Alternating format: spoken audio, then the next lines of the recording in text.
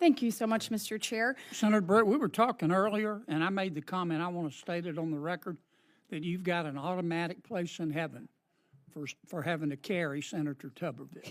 Okay? This is legendary right here. I hope you're listening, Senator Tuberville. Legendary. Well, as the chair mentioned earlier, and I wasn't expecting that one, so that's some good stuff.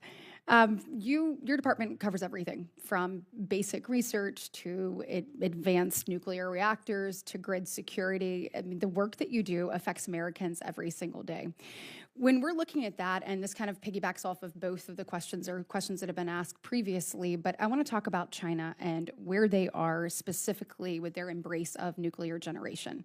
When you look at the facts as they are, China is, I think, has at least 28 nuclear reactors that are in construction, which is about half of the construction of all nuclear reactors across the entire globe.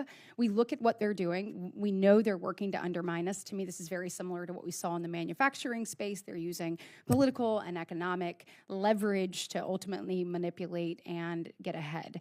I think that is a mistake on a number of ways. I mean, if we turn a blind eye to that, I think it's critical that we look at this, particularly within the AI space, knowing that AI is not just an AI race, it is also an energy race, and we must win both. So my question to you is, what are your plans? What is the Trump administration's plans to win that race? And how do we make sure that you have the funds in the proper place to do that? Fantastic, Senator Britt, and I agree very much with the assumptions. China is moving full speed ahead with nuclear. In fact, the most of reactors they're building is essentially a knockoff, a stealing of an American reactor technology, but they build them much cheaper and much faster. And they don't have the giant bureaucratic regulatory overhang we have in the United States. We need to get the NRC, in touch with physical reality. Grand Central Station in New York, our train station, could not be licensed as a nuclear reactor because its radiation's too high. We have standards that are just so expensive to meet. Okay. It makes everything slow. It makes everything expensive. We bring all sorts of regulatory uncertainty into that environment. So we are talking with commercial providers. We've offered up DOE lands. We've had tons of solicitations. Come build on our land. Mm-hmm. We'll be fast. We'll be efficient. We'll help you get going. We'll arrange creative incentives for you to build nuclear reactors in our space. I think we'll do it. The Loan Program Office is a key tool. We do need to make sure we have funding available in the Loan Program Office, because used judiciously, it's a way to leverage private capital to make things happen fast. If your equity investors behind that debt are the 6 hyperscalers in the United States, they're great credit. The American taxpayers are going to be paid back.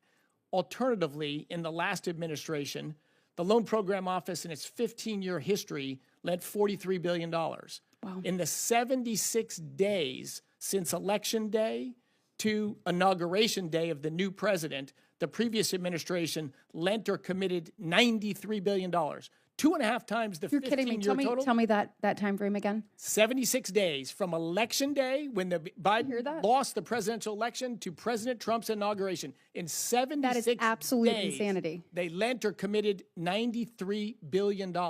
So is there a reason I'm moving slow and I'm doing evaluations of projects? Yes, there's a very big reason. Well, let me turn quickly in my remaining time, and thank you so much for doing that. We cannot cede this ground to China, and so thank you for making sure that we don't do that at all.